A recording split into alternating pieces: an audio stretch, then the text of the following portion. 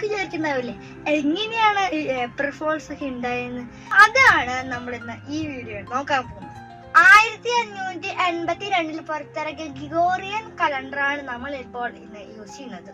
ആരത് പുറത്തിറക്കിയെന്നറിയാം? Pop Gregory 13. അതിന്റെ മുമ്പ് നമ്മൾ യൂസ് ചെയ്യുന്നത് ജൂലിയൻ കലണ്ടർ ആയിരുന്നു. അതുകൊണ്ടൊന്നും ആരാന്നറിയോ? നമ്മുടെ ജൂലിയസ് സീസർ. അതില്ലേ ജൂലിയൻ കലണ്ടർ പ്രകാരം മാർച്ച് 25 ആയിരുന്നു ന്യൂ ഇയർ. അപ്പൊ മാർച്ച് 25 തുടങ്ങിയിട്ട് ഏപ്രിൽ 1 വരെ ഫുള്ള് ആഘോഷമായിരുന്നു ന്യൂ ഇയറിന് വേണ്ടിയിട്ട്. ഈ പഴയ കലണ്ടറില് ഒരുപാട് തെറ്റുണ്ടായിരുന്നു.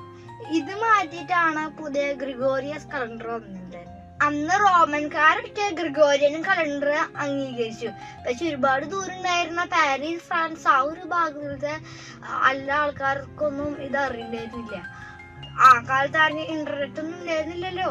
അപ്പൊ പാരീസിലുള്ള ആൾക്കാർ പഴയ പോലെ തന്നെ മാർച്ച് 25 തൊട്ട് ഏപ്രിൽ 1 വരെ ന്യൂ ഇയർ ആഘോഷിച്ചു. ഈ ഗ്രിഗോറിയൻ കലണ്ടറിലെ ജനുവരി 1 ഈ ഒരു ന്യൂ ഇയർ ആഘോഷിക്കുന്നത്.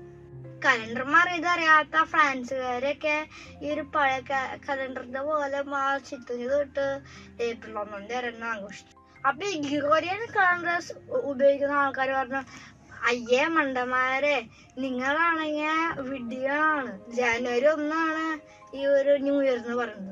അങ്ങനെ ജൂലിയൻ കലണ്ടർ യൂസ് ചെയ്യുന്ന ആൾക്കാരുടെ പൊട്ടന്മാരാന്ന് പറയാനാണ് ഈ ഒരു ഏപ്രിൽ ഫൂൾസ് എന്ന് പറഞ്ഞപ്പോ അതെന്നാണ്. അപ്പൊ എല്ലാവർക്കും മനസ്സിലായി എന്തിനാണ് ഏപ്രിൽ ഫൂൾസ് ആഘോഷിക്കുന്നത്. I wish you a happy April Fool.